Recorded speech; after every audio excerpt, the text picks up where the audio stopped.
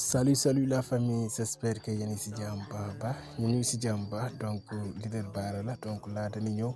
ñu xoolaat situation marché bi su fekkee gan nga ci page bi donc ñu lay ñaan nga abonné donc partager liker donc c'est gratuit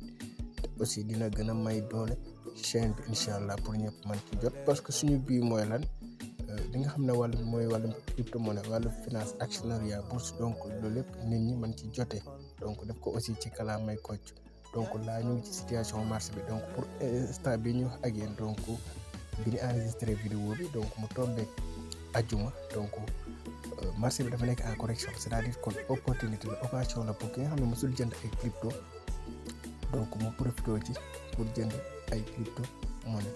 comme ni ngeen ko gisee nii bitcoin donc ki nga xam ne mooy à 89 000 donc là donc on a noté aussi vraiment une correction donc la permettre nous suñu connexion bi voilà donc là donc comme ni nga ko gisee nii donc bitcoin il a chuté voilà donc nous sommes à 89 000 $ donc bitcoin actuellement mu ngi ci sous les 90 000 balles donc fan yi aussi donc jógoon na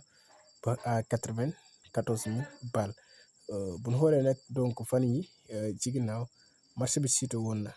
ñu ngi ci doon dégg lu ne aussi kenn ku nekk di wax yu leen di wax que ni gars yi profité leen pour ngeen investir bull market bi ñëwagul en fin mois li ci ëpp marché bi daf daan corriger te ren aussi sax ay surprise mën nañ am c'est-à-dire marché bi mën na jógaat sax même avant fin d'année bi incha allah donc ñu bàyyi ko xel bu baax a baax mais en fin d'année moom en général donc si dernier mois yi moo xam ay novembre jàpp décembre marché bi daf daal chuter loolu nag ñi nga xam ne xëy na yàgguñu ci aussi tamit parce que tamit kenn ku nekk aussi mu ngi gën di wax mais il faut que ngeen xam bu baax aussi fi nga xam ne fi ngeen di jëlee les bonnes informations parce que aussi ñu yàgg ci marché bi xam nañ que ni vraiment loolu aussi opportunité ñu tam mois bi ñu toll nii wala jamono bi ñu toll nii jamono investissement la donc même bu bitcoin jàlle aussi Ethereum nga xam ne moo nekk deuxième crypto la plus capitalisée dans le domaine de la cryptographie donc là neen gis aussi tamit wàcc na 1%. USDT donc stable coin mu ngi à $1 XRP bi nga xam ne c'est un projet vraiment bu solide bu sûr